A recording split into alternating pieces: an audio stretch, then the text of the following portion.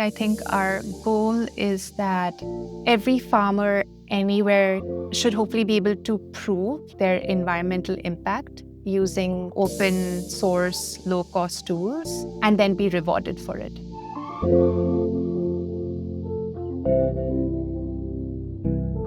What if the biggest problem in environmental work isn't lack of funding, it's lack of trust? When you plant a million trees but can't prove that they survived, you've got greenwashing, not impact.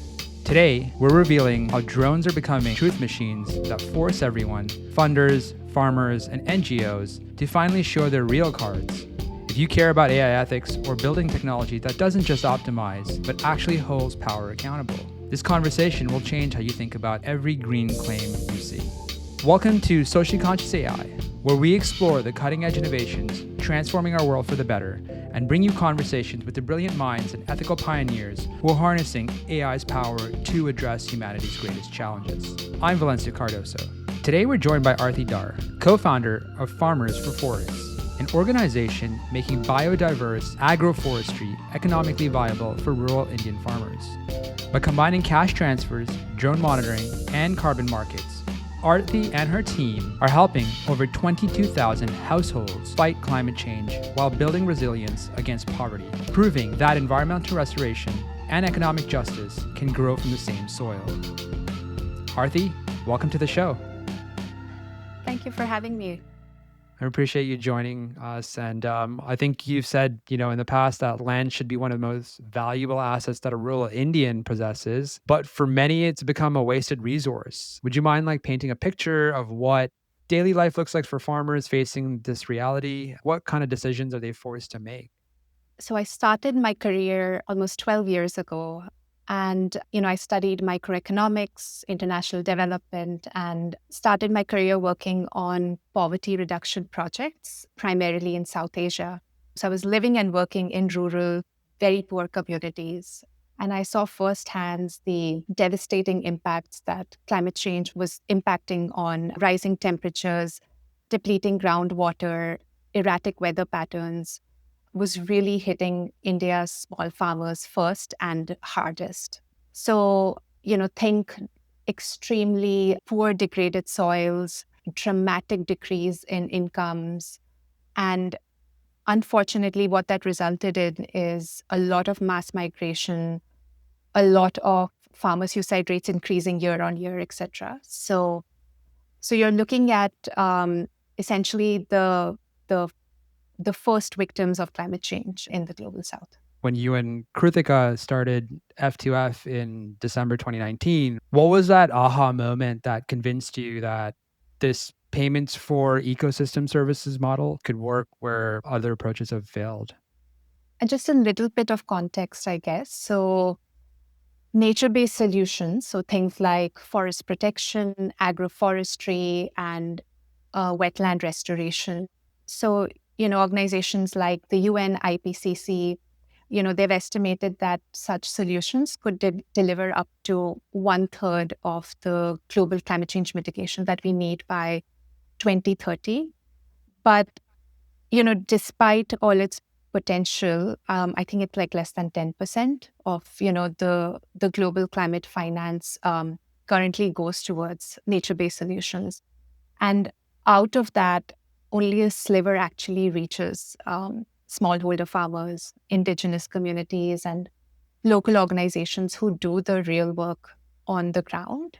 And the reasons for that are many, but one of the reasons is just how hard it is to measure the impact of nature. It's easier to track a kilowatt hour from a solar panel, than to verify how much carbon a tree is sequestering per year. So for years, most whatever climate capital was available, it was flowing towards, what's considered sexy or more tech forward, right? So renewables and electric mobility.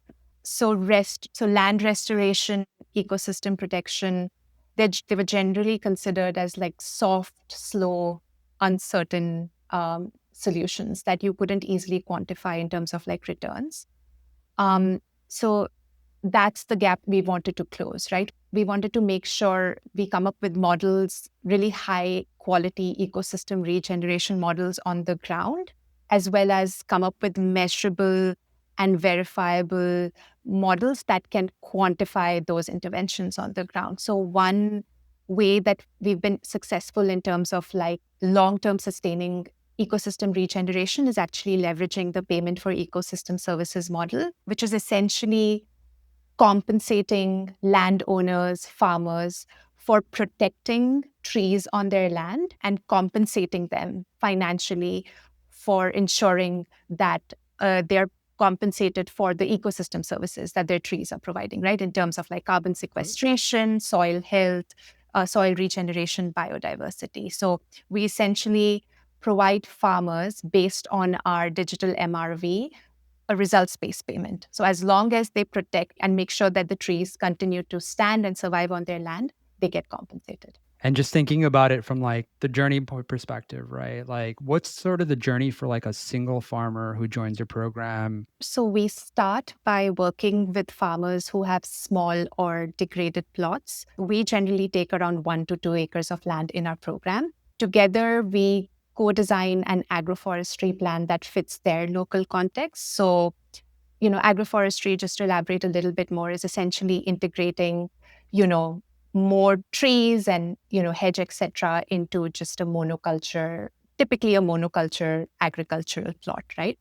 So the farmers will often choose like and fruit trees and timber trees and some nitrogen fixing trees, some wild trees. And these are trees that essentially complement or are best suited for local ecology and will give them a significant income boost. We provide them everything that they would need to transition to a biodiverse agroforestry system. So we give them saplings, compost, organic fertilizer, drip irrigation. I think one important thing to understand is that it's not like we invented agroforestry systems. They've been around for generations. It's just that the upfront cost is the biggest barrier for a small holder, poor farmer to adopt agroforestry, even though it makes a lot of sense in today's world. That's impressive. And I think you mentioned like, you're using drone technology to monitor tree survival and health. And what sort of surprised you the most when you're starting to implement this technology, especially around this population, right? Did it reveal anything like unexpected about your forest restoration or farmer behaviors? I think what surprises the most is that we had to pivot a little bit in terms of what we thought we will use to monitor these forests versus what we ended up doing. So maybe just to, again, I'll explain a little bit to provide some context. So, so our technology combines drones and computer vision to monitor trees at a level of detail that matches how our farmers actually grow them, right? Which is on small, fragmented, non-contiguous parcels of land. So as I said, we originally explored using high-resolution satellite imagery because in our heads, that's just more scalable compared to drones. But we quickly realized two things. So first, the kind of satellite data that can detect individual tree crowns is prohibitively expensive and cannot be scaled to, we hope eventually would be millions of smallholder plots we would want to work across, right? So that's one. Second, satellites can't capture the detail we need in the early years. So most of our farmers start with saplings under 1 meter tall.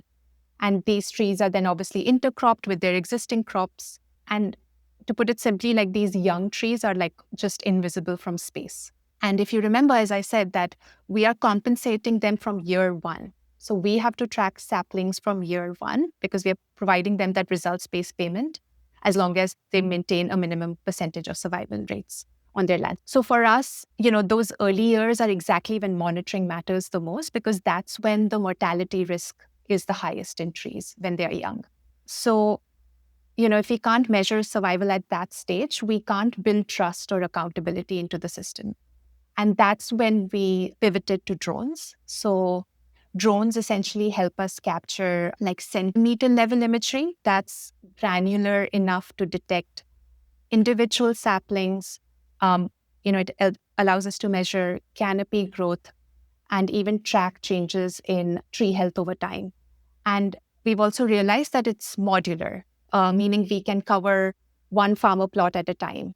which is crucial because our plots are scattered because we work with smallholder farmers. Got it. So that switch really happened because you needed to track things more detailed versus like getting the mass overview, right? And the criticality of the growing trees, right, versus the larger trees. And then one thing I've come across, right, is that your agroforestry plots are 3 times more biodiverse and sequester 4 times more carbon than conventional farms. Like, what specific practices or like species selections has driven these dramatic differences? So it's because we generally are either working on completely barren land. So because traditional farming has become so unsustainable for smallholder farmers in India, because as I said, there's erratic weather patterns. They just can't rely on regular like climate cycles anymore to reliably farm because the quality of land is degrading. They are finding themselves needing more and more inputs like water and fertilizer and pesticides, etc. And just because agriculture or farming is becoming so difficult in today's times, there's just not enough people who want to do this. So what you see is when you travel around in rural India, you'll see a lot of abandoned barren land. Or even if they're doing some sort of like farming, they're trying to do it in extremely poor quality degraded land. So our baseline is that. So when we come in, we are essentially first helping regenerate the soil through compost, etc. We are obviously planting trees. So we are just creating more biomass compared to the baseline. So that just naturally means higher carbon sequestration as the trees continue to grow. That it also improves, soil health. We see, an improvement in soil organic carbon and other micronutrients in the soil. We typically like to plant biodiversely, depending on how much biodiversity the farmers want on their land. We typically plant around 1 to 2 dominant tree species from which they know they'll get a significant income in the local markets. So we definitely focus a lot on that because we do want to make sure that they see an increase in income, because that also means longer survival rates of the trees, right? If it's an economically viable tree for a farmer, they will keep it well and alive on their land. So it has to make financial sense for them as well. And then we mix that with some more possibly wild trees that are not necessarily economically viable, but are good for pollinators and are just like ecologically better suited. So we try to incentivize them to grow some of those trees, at least on the boundary. So it's providing some of the environmental benefits as well, beyond just the economically viable fruit trees. How do you structure the cash transfers to farmers? Have you learned anything like about their motives? So maybe I'll explain just our model a little bit. So essentially, we are providing them those cash transfers, right? The first few years to make sure that they help us ensure higher tree survival rates in the first few years. From year 4, once the trees are grown, they obviously get the harvest income because the trees are grown and starting to produce harvest. So they will see a significant increase in their incomes from year 4, just from the tree harvest. Around year 3 and year 4 is also when the carbon market payments starts coming in. So a lot of the land we work on are funded through the voluntary carbon market. So once the carbon revenue starts coming in, a small percentage of that gets to the farmers as well. So what they're seeing an increase in income through the fruit tree harvest as well as the carbon payments. When we enroll farmers into our program, an interesting thing we've noted is that they don't necessarily care as much about the cash transfer. We thought they would, right? Because they're getting the payments for the first few years and then they're getting the payments from the carbon markets from year 3, year 4 onwards, all on top of the harvest revenue. But they don't really care as much about the carbon payments and these results-based payments because it's hard for them to trust people, right? They're like, okay, it's payments, it might come, it might not come, or whatever. But what they really care about is the inputs that we are providing them, the drip irrigation, the saplings, the compost. Like they can immediately quantify that and they can immediately translate that into what transformation they'll see on their land. Like that's very, very important to them. They value that much more because they can easily measure, oh my God, if I'm planting, say, so many mango trees on my land, that translates into this much income from year 3. So actually, a lot of our farmers call our program like their pension scheme. So they know that they are set for the next 15 to 20 years because they know that they're guaranteed a steady climate resilient source of income for many years now because of this model. That's really interesting. So you've essentially set them up for the future. Mhm. Yes. And then from what I understand, you're working with like over 22,000 rural and tribal households. What have these communities taught you about conservation that you didn't learn in your formal education? I think we sometimes don't understand that it's not like these communities are deliberately, you know, practicing unsustainable agricultural practices, or they don't care about the land or the ecosystems as much as we think they should, especially because they're communities who live and work, whose lives and livelihoods are very intimately tied to land. So we would think that they would want to take care of it and make sure that it's healthy and alive for many, many years.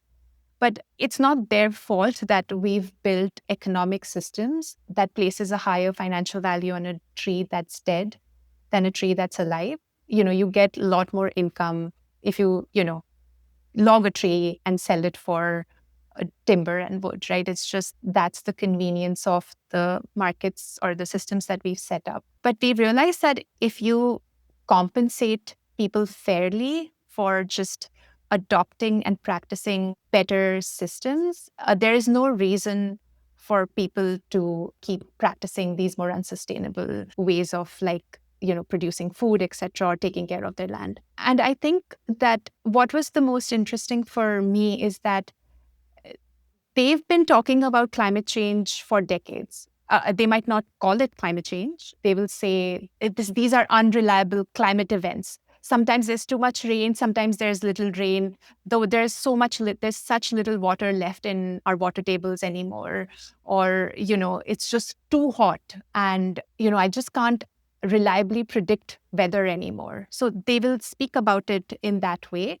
But these communities have been talking about climate change for a very, very long time. It's just that we've been late in opening up avenues for them to transition to better systems because it's just so much more expensive right now. I understand like you keep field teams living and working in each of the regions rather than managing everything remotely. Why do you feel like this presence is so critical to the program, and like what challenges does it help you address that you normally couldn't handle otherwise?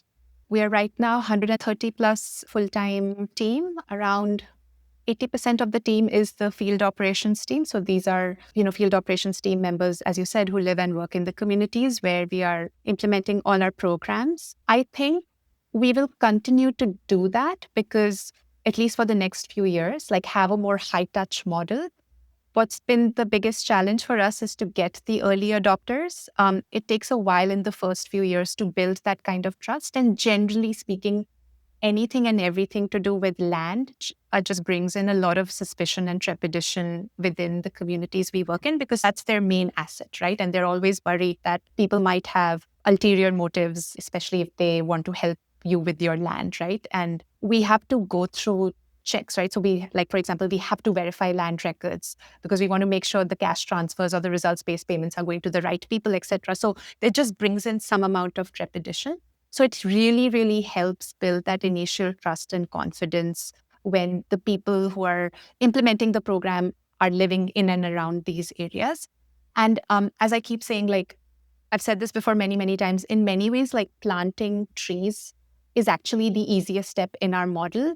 It's actually ensuring that the trees stay alive, which is the hardest. So even if we do everything scientifically, ecologically sound, because of just how erratic climate events have become, it's just been very, very hard to ensure that we have high tree survival rates. So it really helps that the farmers in the communities have one person that they can continue to turn to, that there's a face to a name, and they can reach out to somebody for post-implementation support to ensure that the tree survival stays high.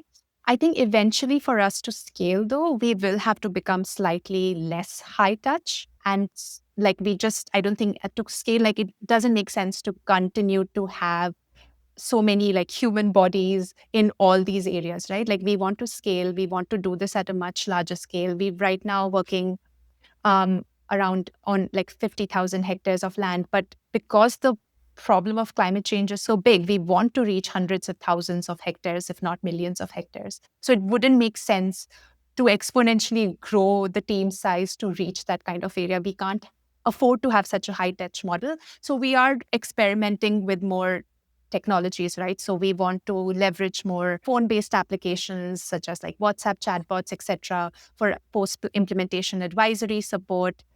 Maybe the community members themselves can become leaders and implementers of our model in their own community. So we don't need farmers for forests, full-time team members to live and work in these communities. So I think there are ways to hopefully democratize and decentralize our model a little bit over the next few years.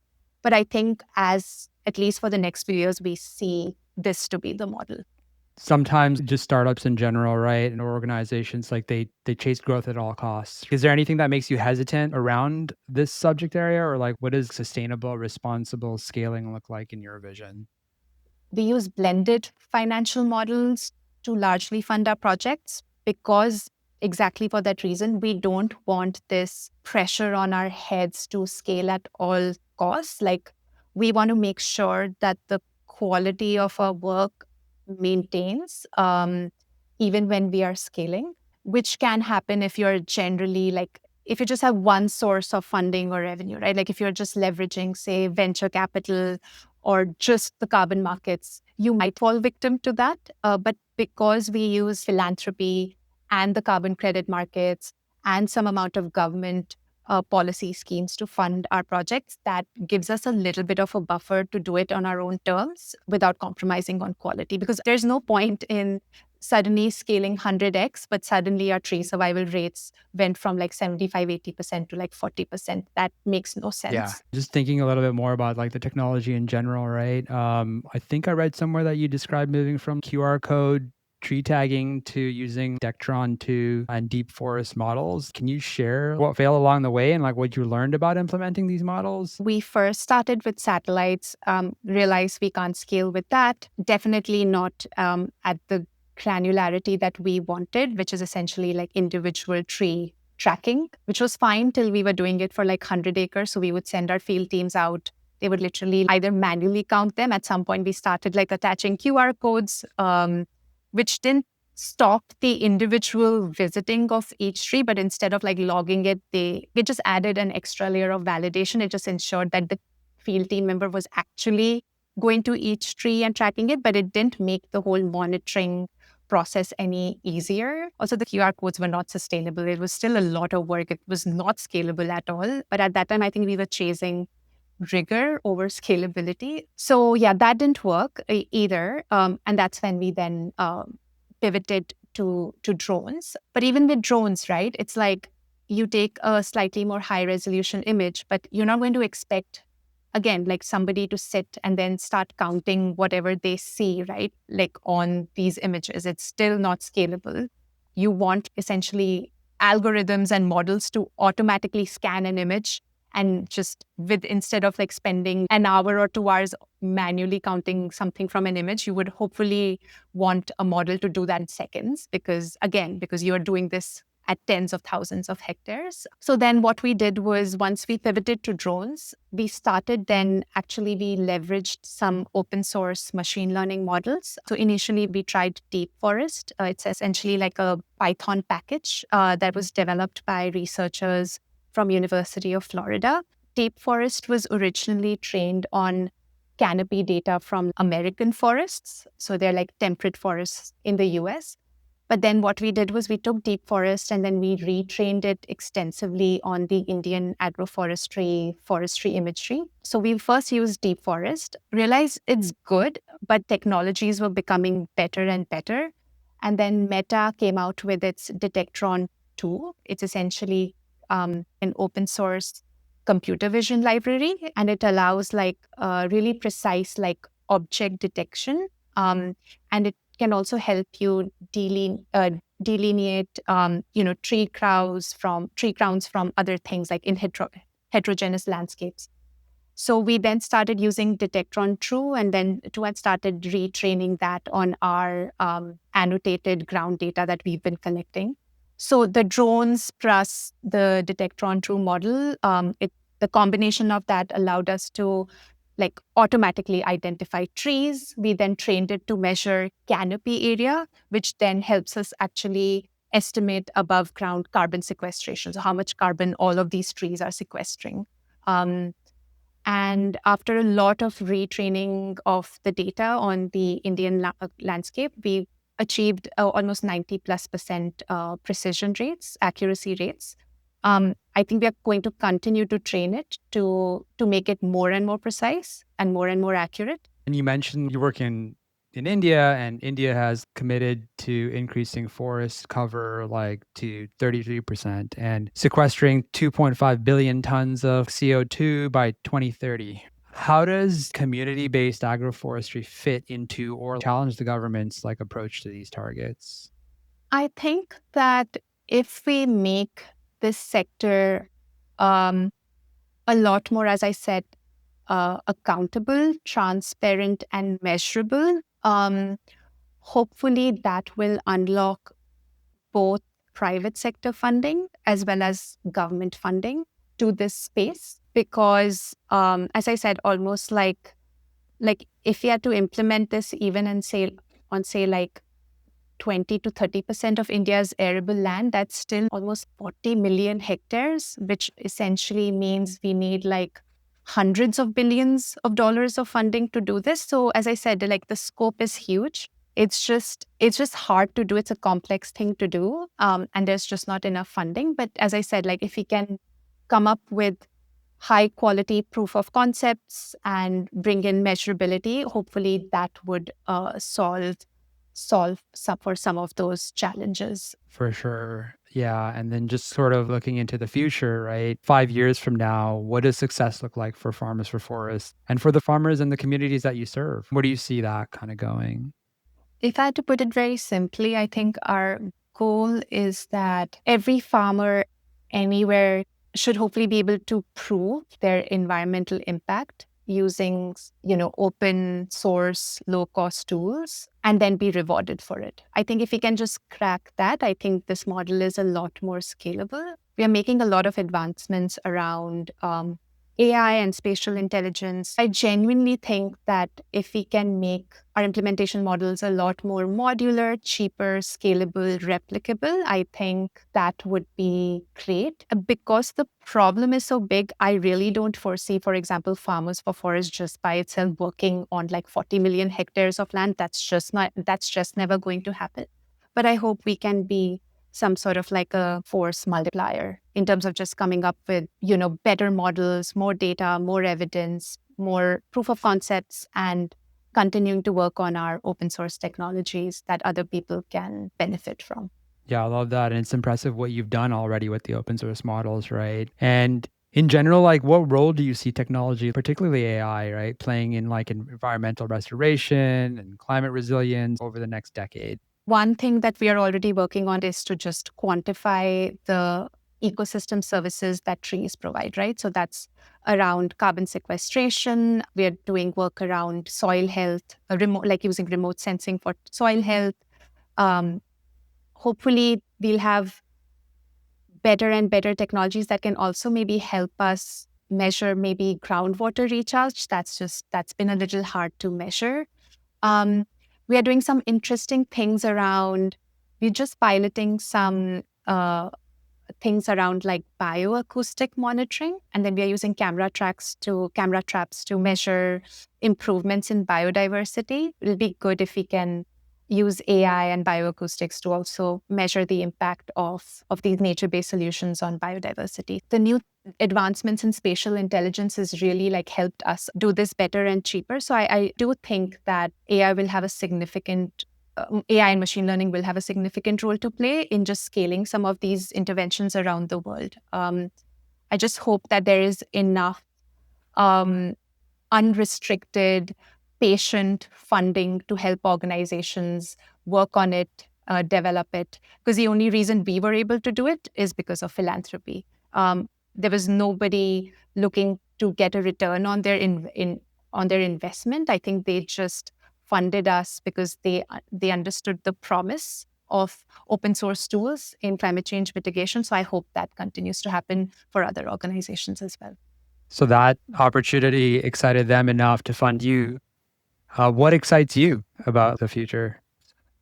It's honestly like what we are already seeing on the ground. It's essentially just like the people and the landscape. So when you visit a site like where we started, right, which was with dry, barren soil, and then after a few years, you see like a mosaic of fruit trees and shade and like bird song. Like that's profoundly motivating. I find it exciting that AI can serve something so ancient and grounded. And I think we often think of AI as like something abstract or distant, but in our case, it's literally like counting foliage, measuring real carbon, and empowering real people. So, like just that, the fact that we are already seeing that on the ground is super exciting, super motivating. I think it's bringing about a sense of justice, which I really, really like. You know, if AI can help redirect climate finance to the farmers who need it the most, then that's great. If someone's listening to this podcast and wants to support community-based climate solutions like Farmers for Forests' work, what's the most impactful action that they can take? Just, research organizations that are trying to either mobilize citizenry to protect important ecosystems around them. I think that's really important. I think voting in governments and policymakers that are aligned with your value set, especially around climate change and the environment, is very, very important. And just look for other organizations around the world who are living and working in communities, trying to come up with models that they can scale. There are a lot of organizations, I'm sure there'll be plenty in and around. And there's such cool organizations working in so many countries. So I encourage everybody to just, do their research and support and donate to organizations that are doing good work. Thank you, Arti, and appreciate your context and everything that you've given to us. And I'm really excited about the work that you're doing. Thank you. Yeah, thank you for the conversation. If you know anyone working in sustainability, climate tech, impact investing, or even just trying to figure out which organizations to donate to, send them this conversation. Because the more people understand how accountability systems actually work, the harder it becomes to greenwash. You're literally helping spread the blueprint for how to demand proof. And be sure to subscribe so you don't miss our next episode. We're diving into more stories where technology is forcing systems to get honest, not just efficient, but genuinely accountable. I'm Valencio Cardoso. Until next time, stay curious and stay conscious.